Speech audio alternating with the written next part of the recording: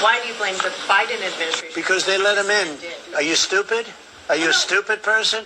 Because they came on a plane along with thousands of other people that shouldn't be here, and you're just asking questions because you're a stupid person. Why do you blame the Biden administration? Because they let him in. Are you stupid? Are you a stupid person? Because they came on a plane along with thousands of other people that shouldn't be here, and you're just asking questions because you're a stupid person. We have some news right now. The suspect in the D.C. National Guard shooting had a CIA badge and worked directly with the United States CIA in Afghanistan. This is a major development. This is from Jennifer Griffin, who is a really good reporter. She says that the alleged shooter, according to CIA director, was vetted before working with the CIA.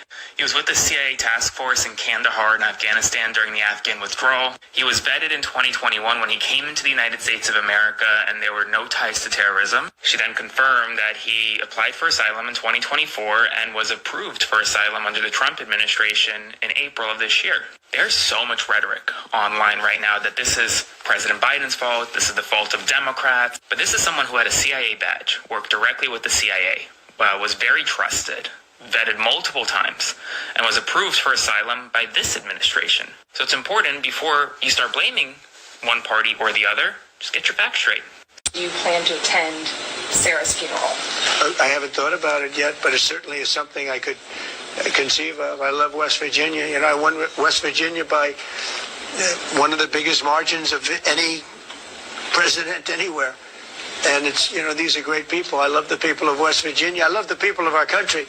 But I haven't given it any thought, but it sounds like something I could do, yeah.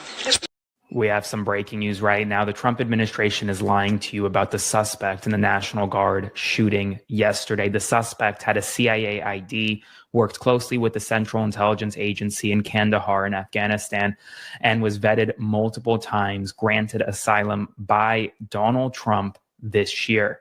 And yet there is this narrative being spread right now that this was somehow President Biden's fault, that he wasn't allowed in the country without proper vetting.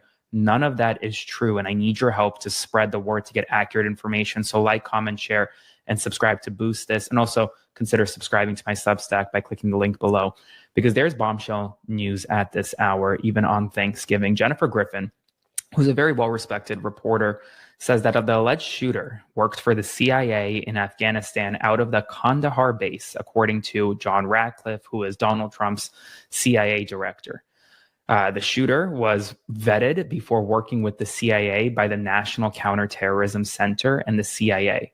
He was with the task force in Kandahar. During the Afghanistan withdrawal, the CIA airlifted, with the help of the United States military, many Afghan allies who had worked with the United States government and took special care of those who were badged and worked with the agency. They were taken to bases in Qatar and Europe, and then onward to military bases in the United States, where further vetting was supposed to take place. Having a CIA ID would have put him in the, quote, vetted category. Nothing in his background when he arrived in the United States on September 8th, 2021, suggested links to terrorism. This man applied for asylum in 2024 in December, and then was granted asylum in April under the Trump administration.